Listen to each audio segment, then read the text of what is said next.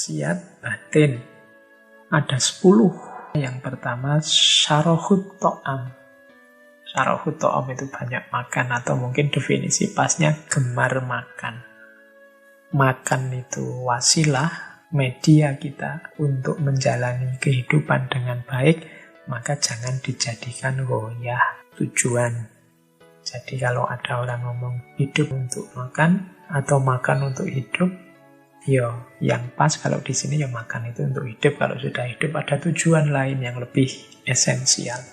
Kalau orang hanya hidup untuk makan, itu yang disebut syarahut to'am.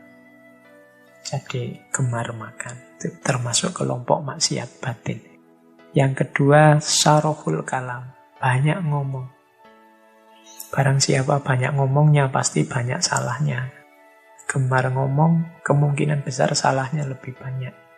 Makanya saya khawatir ini ngomong ngaji ini kan, saya ngomong panjang lebar, teman-teman mendengarkan. Pasti saya yakin dari sekian banyak saya ngomong itu beberapa terselip salah-salah, beberapa terselip keliru-keliru, baik disengaja maupun tidak disengaja. Mohon maklumnya saja, atau kalau memang mungkin tolong diingatkan. Wong kita sama-sama manusia.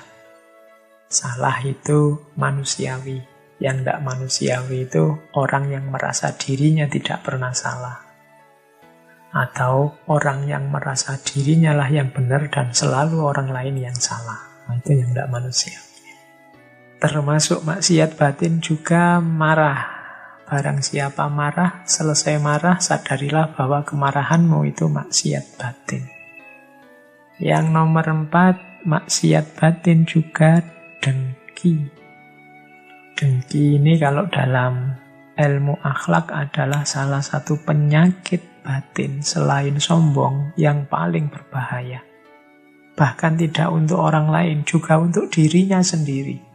Orang dengki itu kadang-kadang rela berkorban hanya untuk mencelakakan orang yang didengki, orang yang dihasuti.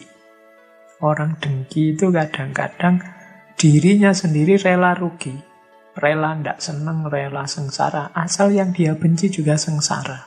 Itu orang dengki. Kadang-kadang kita heran kok ada orang nyebar-nyebar berita hoax semasif itu. Padahal itu bohong loh. Untuk kebohongan itu loh, dia rela keluar tenaga, keluar biaya, keluar kuota, keluar pulsa.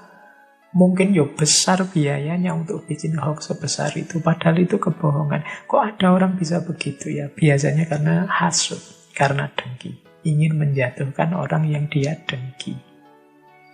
Segala cara dia tempuh. Meskipun dia sendiri tidak bahagia, tidak masalah. Dia sendiri tidak sukses, tidak unggul atas yang didengki, tidak masalah. Asal yang dia dengki celaka, dia sudah puas. Itu bahayanya dengki. Makanya di surat Al-Falaq itu Al-Quran mengajari kita untuk berlindung dari orang-orang yang dengki atau hasud. Wa min syarri hasidin idza hasad. Karena orang hasud ketika hasad, ketika dengkinya sedang jalan, itu bahaya sekali bagi orang lain, bahkan bagi dirinya sendiri. Maksiat batin yang keempat. Yang kelima, al-bukhlu wa hubbul mal. Bakhil dan cinta harta. Yang keenam, hubbul jah, cinta kemegahan. Yang ketujuh, hubbud dunya, cinta dunia. Ini saya gabung 5, 6, 7. Cinta harta, cinta kemegahan, cinta dunia. Tiga-tiganya maksiat batin. Kita butuh harta, tapi jangan cinta harta. Kita boleh populer, boleh hidup kita sangat manfaat untuk orang lain, tapi jangan cinta popularitas, jangan cinta puja-puji, pengagungan oleh siapapun. Orang cinta itu kan biasanya terus itu saja yang dicari. Orang cinta harta, harta saja yang dicari. Yang dipikirannya harta saja. Orang cinta kemegahan juga begitu. Yang dicari kemegahan saja, yang dicari popularitas saja. Tiap hari ngitung-ngitung followerku berapa, yang nge-like berapa, subscribernya berapa. Itu cinta kemegahan. Cinta dunia, dunia penting, dia kendaraan kita, tapi cinta dunia berarti dunia seakan jadi tujuan, yang ada di pikirannya hanya dunia saja. Ini juga maksiat batin. Jadi hati-hati, cinta itu kualitas yang agung, jangan dijejerkan dengan hal-hal yang tidak penting, yang artifisial, bahkan hal-hal yang buruk.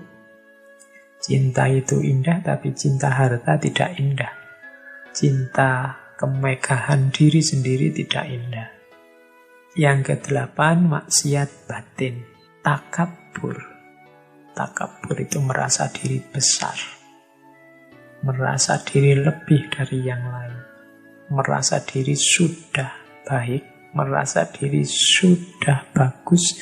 Merasa diri sudah benar. Itu gejala takabur. Yang nomor 9, ujub. Ujub itu bangga terhadap dirinya sendiri, heran terhadap dirinya sendiri. Itu ujub. Wah, ternyata yang suka kajianku banyak ya, kalah yang sana. Nah, itu ujub. Wah, ternyata followerku banyak. Nggak nyangka ya, kalau aku ini banyak yang mengidolakan. Itu ujub namanya. Heran, bangga terhadap dirinya sendiri, termasuk maksiat batin. Nggak nyangka ya, aku yang jelek gini loh. Banyak cewek-cewek yang mengidolakan. Nah, itu jenisnya ujub juga. Heran dengan dirinya sendiri, bangga dengan dirinya sendiri. Seolah-olah prestasi itu hasilnya dia sendiri. Tanpa andil siapapun, tanpa andilnya Allah. Yang ke-10, riya. Riya itu kalau di bahasa Indonesia kan mungkin dekat dengan istilah pamer. Orang riya itu orang yang menuntut orang lain untuk mengakuinya. Untuk mengakui bahwa dia orang penting, bahwa dia orang besar, bahwa dia orang terkenal. Biar orang mengakui, terus dia menunjukkan, memamerkan. Nah, ini jenisnya riya. Jadi semangat awalnya ingin diakui segala kelebihannya, segala kebesarannya, segala kesuksesannya, kemudian terus dia tunjukkan, dia pamerkan, sampai orang mengakui. Yang semacam ini namanya riya. Jadi ada 10 maksiat batin. Ini kalau yang mau introspeksi ke dalam, perhatikan yang mutawasid, jangan gemar makan, gemar bicara, mudah marah, dengki, cinta harta, cinta kemegahan, cinta dunia, takabur, ujub, dan riya. 10 maksiat batin yang utama yang harus kita perhatikan. Lawannya maksiat batin, ketaatan batin. Ada 10 juga menurut Syekh Abdus Somad. Jadi kalau batin kita sudah bersih dari kotoran-kotoran, karena kita melakukan takholli, tazkiyatun nafas, sekarang saatnya diisi. Isinya apa? Ketaatan batin. Apa 10 ketaatan batin itu? Isilah dirimu yang sudah bersih itu, pertama dengan tobat, yang kedua dengan khauf dan roja. Khauf dan roja itu takut yang diimbangi dengan harapan, harapan yang diimbangi dengan takut. Yang ketiga zuhud. Yang keempat sabar. Yang kelima syukur. Yang keenam ikhlas. Yang ketujuh tawakal. Yang kedelapan mahabbah, yang ke-9 ridho, dan yang ke-10 zikrul maut, mengingat mati.